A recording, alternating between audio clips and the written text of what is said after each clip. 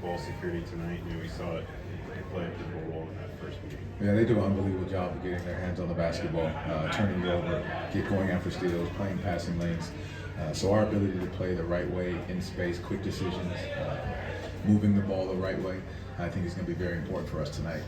You talked about the first time you guys played this team, but Trey had 19 points on 17 shots. How do you replicate a defensive performance against him like that? I mean, you just have to have them seeing different looks. You can't give them one dosage of anything. I think you've got to have multiple defenders, different defenders, continue to mix it up as the game goes on. But great players always find a way. So I think you just got to continue to make it difficult for him so he's just not getting the same easy looks. How are you starting tonight? We'll go with Cole, Kenny, Franz, Paulo, and Wendell Carter Jr. How has Wendell evolved this season? I mean, he's played in so many different roles. Like, how have you seen him handle that? I mean, he's been phenomenal when it comes to that. I think just doing whatever's asked of him for this team. And I think that says a lot about him, his growth, his maturity, and his care factor for this team. Being able to do whatever's asked of him in any moment and with any role given.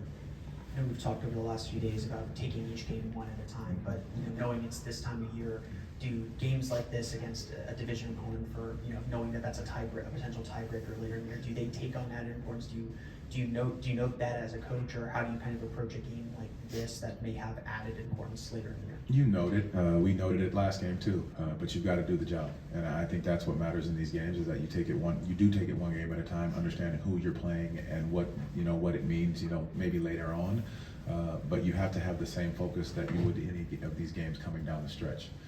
The attention to detail, the focus, the intensity level that you have to play with, and the value of each possession. Is there anything, like when you come back from stepping away from the break, where you sort of thought about your team, like, wow, we should try to do this different, or change X or change Y? I don't know, I'm just curious if anything sort of hit you while you were away, No, I mean, you look back at the film, you try to see the things that you did well, and you want to double down on them in some ways. And obviously we've had so many different lineups. It was hard to get a full sample size of what we were able to do. Obviously you want to hang your hat on defense, which is what we've done. Offensively, can you play a little faster? Can you continue to share the basketball? And then for us, it's just continue to step in to our shots and believe in our process of knocking shots down.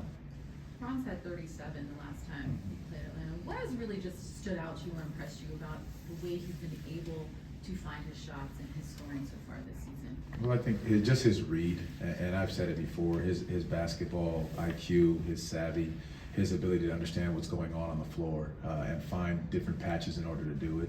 It's not always just about getting hot. It's making the right play, making the right read, attacking the basket at the right time, knowing how and when to get fouled. I think those are just all aspects of his study, his work ethic, and just his IQ again as a basketball player. Great. Thank you. Thank you all. Appreciate it.